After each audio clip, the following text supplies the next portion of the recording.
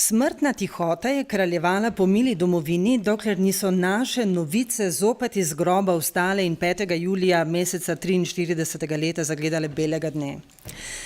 Začela sem s tem citatom iz Blajvecovega govora ob 20. obletnici novic, malo za okus njegovega stila pisanja in malo zato, ker mi je všeč ta izraz smrtna tihota, s katerim je opisal tisto vzdušje pred začetkom izhajanja novic. Tako je on tudi pisal.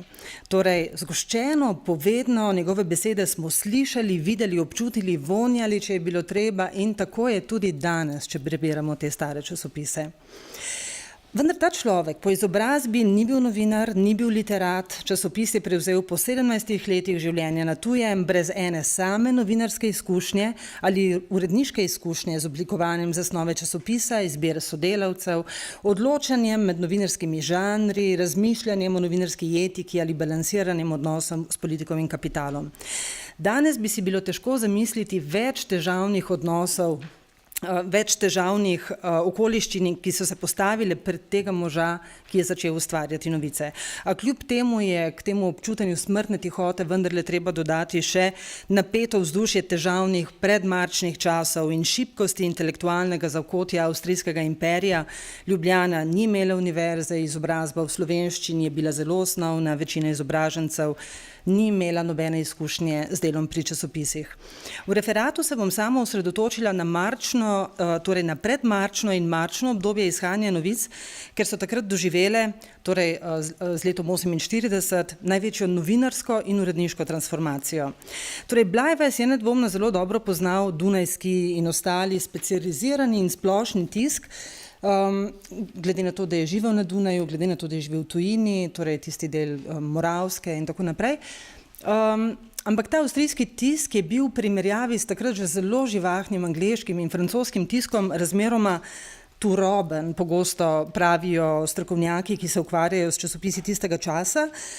Po francoski revoluciji, ko je bilo predhodni cenzuri podvrženo vse knjige, zemljevidi, pesmi, članki, so sledili še tako imenovani Karlbatski dekreti, ki so sistem cenzure in nadzora sinhronizirali po vseh deželah, ukinili možnosti pritožbe na cenzorjeve odločitve in če je napravil prekršek, urednik v naslednjih 5 letih ni smel urejati nobenega časopisa nikjer po imperiju več, po nemških deželah več. Posledice tega časopisi so imeli izredno kratek rok trajanja, ne samo to, tudi večina poskusov, da bi zakonodajo omilili, se je seveda končala klavrno. Kaj je Janez Blajvec o tem vedel, ko je on začenjal ta časopis? Seveda lahko bolj špekuliramo kot kaj drugega.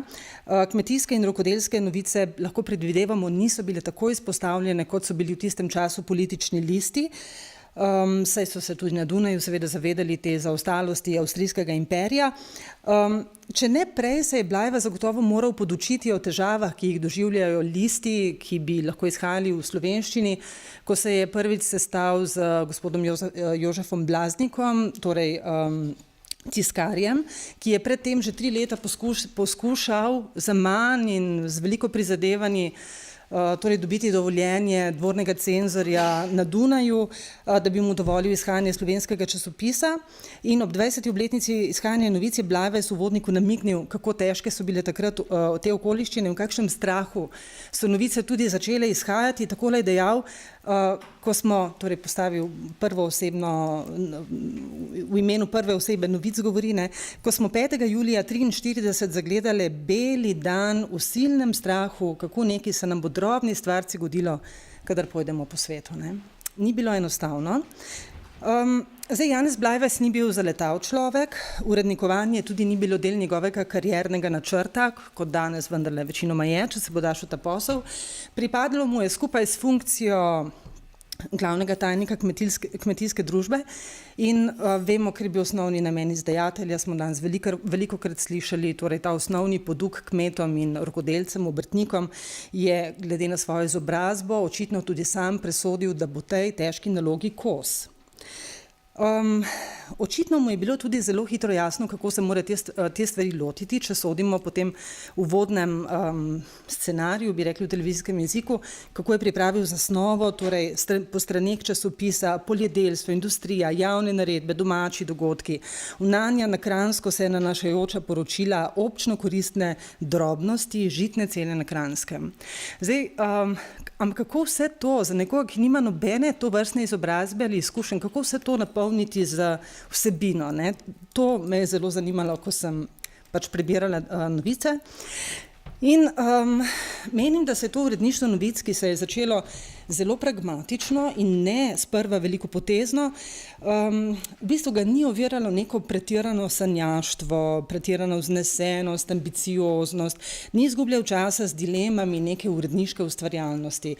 Imel je pač na voljo tisto, kar je imel, je uporabil, zložil skupaj in tako so v osnovi nastajali tisti prvi izvodi novic. Kot smo slišali danes že večkrat, temeljni moto novega časopisa, učenost, umetnosti, iznajdbe so se v kratkih letih tako razširile, da kdorkoli z njimi naprej ne hiti in tako dalje, da ne ponavljam še enkrat. Blajvajzova struktura novic, ki že v programu vključuje več kot le članke, namenjene kmetovalcem in obrtnikom, deluje zelo skrbno premišljena, čeprav je spet težko presoditi, ali je temeljila na izkušnjah drugih podobnih časopisov ali na Blajvajsovem pač občutku za kranjskega bralca.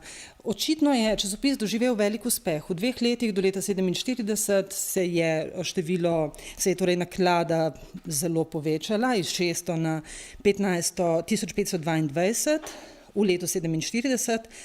Med naročniki, kot smo slišali, veliko duhovnikov, pa 160 šol, 100 uradnikov, 230 kmetovalcev. To so Blajvajzovi podatki za leto 1947. Očitno se je tudi Blajvajz sam spraševal, kot se še danes sprašujejo mnogi uredniki, kakšen je doseg vsakega izvoda časopisa.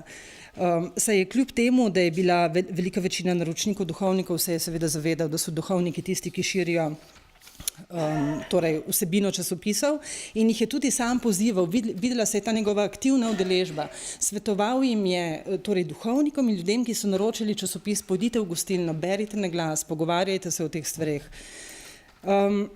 Zanimivo, da so se povsod po Evropi ukvarjali s podobnimi problemi in podobnimi vprašanji, ne. Recimo predsednik angleške kmetijske zbornice, ki je tudi razvijala, torej spodbujala razvoj tega specializiranega tiska, je 30 pred Blajvajzom ugotavljal, da kmetovalci niso sloj, ki bere, ne. Torej tudi v Angliji, kjer je bil tisk bistveno bolj razvit in so prej doživeli neke stvari, ki smo jih v Sloveniji leta 1943, torej v slovenskih deželah leta 1943, so imeli zelo podobne probleme in tedanji grof Spencer recimo ugotavljal, da med vso poklicno literaturo največ neprodanih knjig ostaja na policah s priročniki za kmetovalce. Ko sem pregledovala zgodovino recimo nemškega in avstrijskega zgodnjega tiska, vidimo, da so ugotovitve zelo pomembne. In kaj se je še izkazalo? Očitno se je Blajvajz tega dobro zavedal. Niso šli v promet toliko tisti listi, ki so govorili samo o torej, nasvetih za kmetijstvo in obrt in tako naprej, ampak se je zavedal, da ljudje rabijo nekaj tistega več, splošne novice, novice o družabnem življenju v mestih in vaseh. In to pravilo je bilo enako pravzaprav povsod po Evropi. Podobno se je tudi Blajvajz večkrat v svojih člankih spraševal o dejanskem učinku svojih nasvetov, to kar naprej ponavlja, kako venomer opozarja pred ogljikovim monoksidom, pred nesnažnostjo slovenskih kmetij in tako dolgo traja, preden se ljudi kaj od tega prime. Zdaj, kdo so bili prvi pisci? Prej smo se ukvarjali z bralci novic. Jaz sem pogledala, kdo so bili ti prvi ustvarjalci, ki so dopisovali v Blajvajzov časopis. Kot vemo, v tistem času poklic novinarja, poklica urednika v vsej Evropi, to so bili tako redke ptice takrat, ne. Recimo v celi Nemčiji je bilo med leti 1800 in 1848 samo 38 redno zaposlenih novinarjev. Vsi so seveda imeli univerzitetno izobrazbo, pripadali so višjim slojem in seveda tudi druge primarne poklice, ne, predvsem odvetniške, profesorske. Prvi Blajvajzovi sodelavci in tudi on sam so bili seveda tudi izobraženi na čisto drugih področjih. Kot rečeno, spet tudi med pisci teh prvih časopisov v prvih 5 letih največ duhovnikov.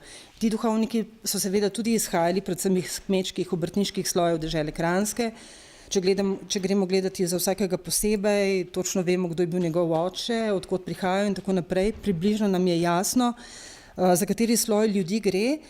In novinarski poklic se je recimo povsod po Evropi zelo izkazoval kot poklic velike družbene mobilnosti. Pri nas je bilo tudi, zdaj to bi bilo seveda sociološko, treba neprimerno bolj osvetliti, ampak Blajvaj sam je dober primer tega, sicer prihaja iz zelo solidnega, uglednega sloja, ampak v bistvu šele v uredništvu novic. Ugled, ki si ga je pridobil s temi novicami, ga je napravil za ta steber slovenskih dežel ali pa dežele Kranjske v tistem času, ugled, ki ga je tej funkciji sam priboril in ga sam prislužil. Ni kar prišlo že s časopisom, ki ga prej ni bilo. Ker se bojim, da nimam dovolj časa, da bi zdaj podrobneje naštevala, med temi prvimi ljudmi, ki so pisali za Blajvaja, torej Anton Samasa, Zvonar, zelo izobražen človek v tistem času na področju, kemije, strojništva, risarstva. Franc Malavašič, ki je bil praktično edini človek, ki je bil najet za časopis, on je prišel prevajati k temu časopisu. Oče Pek, naprimer, to mi je tako ostalo v spominu. Jožef Forel, ki je bil recimo lastnik manjšega posestva na Barju in je bil tudi eden od konkurentov pri izbiri Blajvaja za urednika novic. In potem je pa tu veliko število duhovnikov, izredno zanimivih, razgledanih ljudi, Valentin Stanič, tedaj Korar na Goriškem, Blaž Potočnik, ki sta pisala te velike pesniške uvodnike, potem seveda Matija Vertovec, ki se je zapisal ne samo po svojih člankih, tudi pri vlogi Zdravljice recimo je bil pomemben, in celovški duhovnik Matija Majer Zilski, to so te avtorji prve polovice leta recimo novic. Glede podpisovanja, v teh prvih letih, ste že prej omenili, Irena, da je bilo, torej, da se niso podpisovali in tako naprej, Ja, ni bilo popolnoma nobenega pravila v teh prvih letih, včasih je bil nekdo podpisan, drugi ne, pri enem nadaljevanju je nekdo podpisan, v drugem spet samo ugibamo, kdo bi to bil in tako naprej. Tegale o zemljevidu slovensko govorečega dela imperija tudi ne bi ponavljala, ker je moja predhodnica že tisti zemljevid približno narisala. Torej, jaz nisem bralne publike gledala, ampak gledala sem se, odkot so se oglašali ljudje, ki so dopisovali v novice. In tudi že Blajvaj sam je tam že v 4., 5. številki je ocenil, da se mu dogaja nekaj zelo lepega, ko je gledal, odkot dobiva pisma, z katerih koncev Slovenije in potem seveda tudi Slovenije, se opravičujem, teh slovensko govorečih dežel. In je potem zelo skrbno spremljal tudi, kam drugam so te novice še potovale, Dalmacija, Benetke, Praga in tako naprej. To je vse zelo skrbno spremljal, pravzaprav bi se človek začutil, kako hitro je pridobil tisti novinarski instinkt. Berejo novice, vesel je bil vsakega pisma, vsakega dopisa, ki ga je dobil. Recimo v letu 1944 so novice že vstopile s pesniškim voščinom Franca Malavašiča, ko pravi, kako pač novice od blizu in daleč, izhoda do zahoda neso ime slovenskega naroda. Torej, slovenski narod se seveda pojavlja bistveno večkrat v novicah kot Slovenija, čeprav seveda Slovani so lahko tudi Slovenci, ampak včasih lahko sklepamo, da je imel v mislih Slovence. Novinarske zvrsti. V tem začetnem obdobju novic zelo težko govorimo o profiliranju, nekem resnem profiliranju novinarskih zvrsti, kot tudi ne o uredniški politiki ločevanja med novico in komentarjem. Kako tudi zgodovinarji novinarstva povsod po Evropi ugotavljajo, da celo Britanci in Američani, ki danes veljajo za prvake recimo razvoja novinarstva, da še dolgo, do začetka 20. stoletja, recimo do druge polovice 19. stoletja, da še niso imeli jasnih stališč glede vprašanja, ali bi moralo biti novinarstvo čisto ločeno od strankarske politike, se lahko kdaj prepleta, kdaj in tako naprej. Pri novicah dodatno zapleta analizo zvrsti tudi njihova dvojna funkcija. Po eni strani so novice še vedno časopis namenjen kmetovalcem in obrtnikom, po drugi strani pa seveda objavljajo čedalje več člankov, ki mu dajo zelo informativni značaj, narodnobuditeljski značaj, in ga težko primerjamo z nekim, ne vem, kmečkim glasom današnjega časa. Ne? Je toliko več od tega, kar so danes časopisi namenjeni kmetovalcem. Zdaj, med temi žanri bi mogoče zelo na hitro omenila samo torej poezijo. Poezija, tudi na dopoldanskem predavanju so bili že te pesniški uvodniki nekajkrat omenjeni.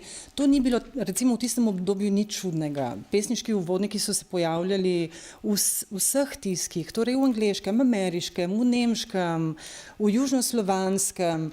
Celo tako zelo so se pojavljali, da so jih v nekaterih tiskih le s težavo potem izganjali. So jim bili odveč, sploh ker niso bile te pesmi vedno tako zelo kvalitetne, da bi bili res ponosni čisto vse. Recimo v Angliji so temu rekli časopisno pesništvo. To je bilo nekaj manj vrednega v primerjavi za tisto resno poezijo. Tukaj ne morem iti preveč v podrobnosti, ampak če jih lahko, recimo, da jih samo naštejem, torej vzgojni pesniški uvodniki, kot so, ne vem, že v drugi številki objavi Malavašičev prevod nemške pesmi z naslovom Kako se pride iz vajšnic na slamo. In potem tle pridiga, da kmetje preveč zapravljajo za tobak, za dragocene stvari in potem jamrajo, kot pravi, namesto da bi se trudili, da bi čim več pridelali doma.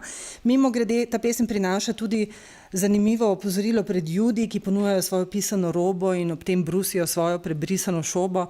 Danes to gledamo drugače, takrat je bil seveda to eden takih zelo običajnih antisemitskih stereotipov, ki so jih objavljali vsi, in to verjetno, predvidevam, nikogar ni zmotilo, tudi Janeza Blajvajza ne, ker je bilo pač to nekaj tako običajnega tudi v Sloveniji, kjer smo takrat lahko prešteli verjetno Jude na nekaj prstov.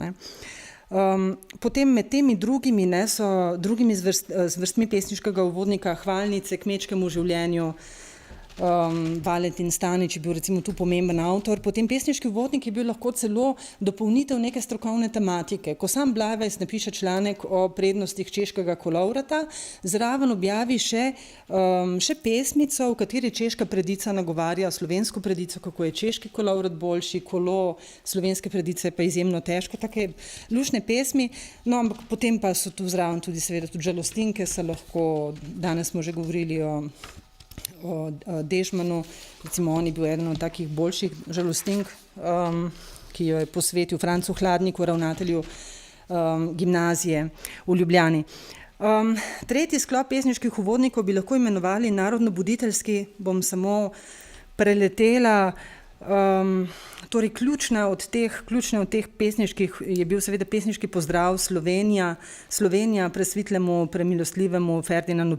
ob njegovem obisku v Ljubljani, Jovana Koseskega, kjer on pravi, da silnih narodov 9 varjati slavo in dom, sme iz temnih osod približati zvezda Slovenija. Željno vprašaje, ali smem se šteti med Avstrije stebre. Torej, pesem ki tako zgodovinsko v bistvu utemeljuje ta narod v nastajanju in velja za prvo pisno omembo Slovenije, ki so jo takrat pisali Brezi. In Blajvajs se ob 20-letnici novic spominja, da se ob to pesem niso spotikvali, so pa očitno to pričakovali, že omemba Slovenije in cel ta kontekst pesmi je verjetno lahko, to mislim, da profesor Jezernik je že nekje poudaril, da je to lahko rešil samo ta slavospev, hkrati temu avstrijskemu cesarju, ki je bil na obisku, ker hkrati je v pesmi pa 150krat zagotovljeno, da pa hrastce omaje in hrib zvestova Slovencu ne gane. Me zanima, kako bi danes, bi bilo tudi zanimivo slišati, kaj Blajvajs bi o tem porekal. In potem seveda Blajvajs je zanimivo, ne glede na to, kaj je doživel, on ne neha. Nekaj tednov po cesarjevem obisku v Sloveniji on nadaljuje in napiše, torej objavi hvalnico nadvojvodu Janezu, kjer spet piše: veseli Slovenija, veseli se krajina, torej krajina in Slovenija, ampak Slovenija na ta način postane javna last in se čedalje večkrat pojavlja, seveda tudi v novicah.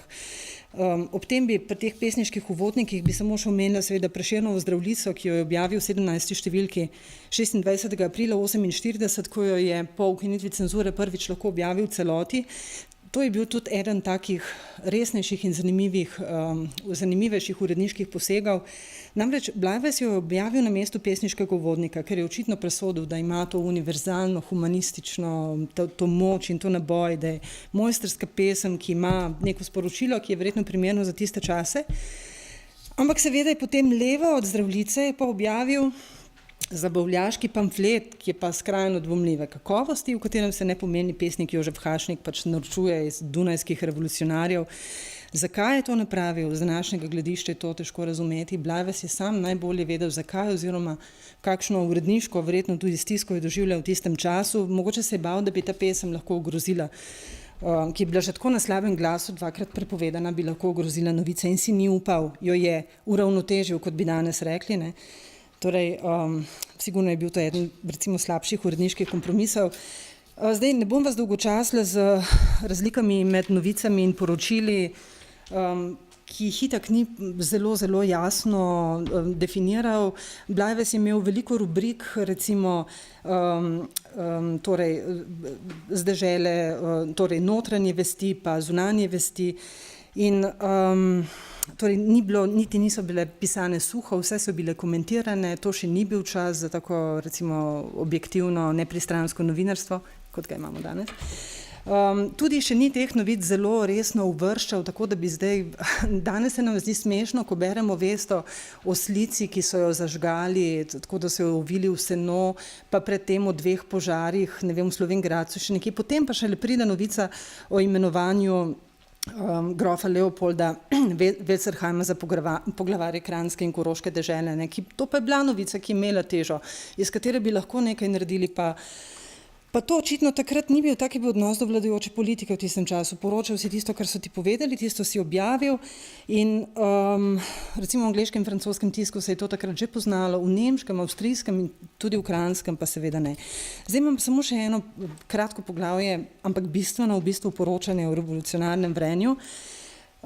Zanimivo, seveda čeprav razumljivo, da v marcu 1948 Blajves kljub burnem mednarodnem dogajanju, ki ga suho, a vendarle spremlja Laibacher Zeitung, torej 48 revolucija v Palermu na Siciliji, v februarju ste bili siljeni vstavi v Neaplju, Toskani, potem 22. 24. februar zmaga revolucije v Parizu, razglašena republika in seveda trepetanje oblasti na Dunaju, da se samo malo spomnimo, to se Blajveza ne dotakne. On objavlja kmetijsko šolo o razmnoževanju sadnega drevja, prispevke o krompirjevi gnilobi, na dolgo in široko razpreda o semenskem zrnju ter o življenju Slovencev v Istri. Najbližje tej revolucionarni vihri pride v bistvu z poročilom oficirja domorodnega regimenta Tisna, ki je bil nastanjen pri Belunu, kjer pač poroča, da maršal Radetski zagotavlja, da je pripravljen tudi z mečem ubraniti mir dežele Laške pred brezpametnimi puntarji, in to je bil edini stik, ki je bralec novic imel z revolucionarnim vrenjem tistega časa.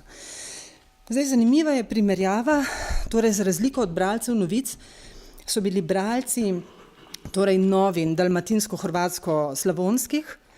To je en časopis, ki je začel izhajati leta 1835, torej nekoliko prej kot novice, tudi drugače je bil zasnovan, drugače orientiran, podvržen pa je bil isti cenzuri kot torej naše Blajvezove novice. Ta časopis je že od začetka leta seznanjen z upori, ki so se začeli v Modeni, s premiki bataljona avstrijske vojske. Tam lahko preberemo, kako so pariške oblasti po 3 letih bivanja izgnale Bakunina. Vemo, da v Ljubljano pride pešadijski polk, ki je potem namenjen proti Neaplju. Prav tako hrvaški bralci izvedo, da so se v Bruku, Judenburgu in okolici Gradca kmetje uprli plačevanju urbarskih dajatev. Res pa je, da tudi hrvaški bralci so bili o revoluciji v Franciji obveščeni naknadno, šele ko so poročali o odzivu avstrijskega dvora na revolucijo. Glede na siceršnjo naravnanost lahko sklepamo, da je bila ta neobjava zagotovo posledica cenzure. Ampak v obdobju pred izbruhom dunajskih nemirov so pa novine poročale o vznemirjenju povsod po Evropi in je bilo to pravzaprav razmeroma liberalno in razmeroma drzno poročanje. Ljudevit Gaj je bil kasneje tudi v zaporu, pa zamenjen in tako naprej, da seveda to ni bila stvar, ki bi šla lahko skozi. Samo še tale primerjava. Glavno novico so novi na 18. marca sporočile takole. Kot smo doslej že v mučni negotovosti slutili, kar je z različno intenzivnostjo slutil ves politični svet, torej da bo francoska revolucija na politično stanje drugih držav vplivala, to se zdaj več kot potrjuje. Nihče pa ni pomislil, da bo tako pomemben dogodek se ponovil v avstrijski monarhiji v tako kratkem času. Novica o nemirih na Dunaju, ki so se začeli 14. marca, se je kot strela razširila po našem mestu, torej Zagrebu, in vznemirila vse prebivalstvo. Torej, odmerjeni, vendar nekoliko vznesene besede je pisar članka sporočil ključno novico s 5 besedami objavljeno v dvakratni velikosti, Svobodni tisk in Narodna vojska. Poročilo je, torej, avtor uvodnika je bil Bogoslav Šulek, urednik novin. In v tem trenutku se je tudi uredniško delo za Janeza Blajvajza popolnoma spremenilo, seveda, ne. Zdaj je res bil čas odločitve, oziroma on je zdaj lahko povedal vse tisto, pri čemer se je prej zadrževal, ker je pač skušal obraniti novice pred cenzuro, pred pritiskom različnih stanov, pred Kranjsko kmetijsko družbo, ki ga je vendarle vsakih toliko časa povprašala, kaj pa ti izdajaš, ne? Je to politika ali je to namenjeno kmetom in tako naprej. Zdaj, če se spomnite, kako je Šulek začel svoj uvodnik, ne? Bo zdaj zvenel Blajvajzov uvodnik takole, no? Bog živi cesarja Ferdinanda, katerega ime za večne čase z zlatimi črkami v zgodovinskih bukvah zapisano stoji, zakaj dobrote, neizrečene dobrote, kateri so oni 15. dan tega meseca, dan Dunajskih nemirov, vsem svojim ljudstvom dodelili, so takošne, kakošnih nam noben poprejšnji avstrijanski cesar ni podaril, torej samo od sebe. Te dobrote bojo zadele vsakega podložnika in nam bojo olajšale marsikatere težave našega življenja. In potem nadaljuje, da so se cesar pač tako odločili, da bo vlada zdaj drugačna in da misli zares, je dokazal že s tem, ko je razrešil Metternicha in torej cenzuro ukinil, ne. Hrvaški bralci so to vse izvedeli 18. marca, torej 4 dni prej od slovenskih, ki so sicer lahko izvedeli iz Laibacher Zeitunga. In seveda vedelo se je, da bo zdaj to Blajvajz objavil 22. marca, ker je bil pač tednik in takrat je to moral objaviti. In zdaj, kako je on plasiral to novico? Z vestjo, obdano z rdečim krancem in z naslovom Slava, slava našemu presvitlemu cesarju Ferdinandu. Kakšna razlika od tega, kar je zapisal hrvaški urednik Bogoslav Šulek. Slednji je dogodke na Dunaju, nemire, pridobljeno svobodo tiska, ustanovitev Narodne vojske, v zelo zmernem, nevtralnem tonu pisanja postavil kontekst političnih dogajanj v evropski celini, niti besede o milostljivosti cesarju, dobrotljivosti presvetlega cesarja, ki v bistvu na celi prvi strani ni omenjen niti z besedo. Namesto tega se je Šulek ukvarjal z načrti za prihodnost in tako naprej. Zdaj pa samo še sklepno tole. Ampak ta izjemna verbalna podložnost, ki jo je cesarju izkazoval Blajvajz, marsikdo bi temu tudi lahko rekel klečeplazanje, pa še ni pomenila, da celoten članek ni bil izjemno pozitivno naravnan do sprememb ali da ni izpostavil čisto vseh vsebin, ki so bile takrat ključne. Torej, glede cenzure, kaj bodo novice počenjale za naprej, glede organizacije Narodne straže, kjer on pohvali, da zdaj ni več razlike med imenitnim grofom in revnim kmetom, oba z ramo ob rami se zdaj skupaj borita za neke višje cilje. Skratka, s tem prelomom, torej z koncem cenzure, začne uvajati Blajvajz nekaj, kar sama razumem kot začetek tistega novinarstva, kakršnega poznamo danes, začne uvajati polemične članke, polemiko, ki velja za samo Svetlo zvezdo, torej novinarskega poklica, privabi k sodelovanju številne ljudi, marsikaj mu tudi zamerijo, kakšen članek objavi prepozno, taktizira. Njegovo zlato pravilo je, torej, da je najbolje na sredi v zlati skledi, je pa človek, ki ve, zakaj to počne. In ne glede na to, da je potem časopis doživljal vzpone in padce, vsi časopisi, ki so prišli za njim, so imeli nekaj, po čemer so se že lahko vzorovali. Torej, tam so bile Blajvajzove novice, lahko so bili boljši, lahko so bili slabši ali drugačni, ampak nek steber je obstajal. Hvala lepa.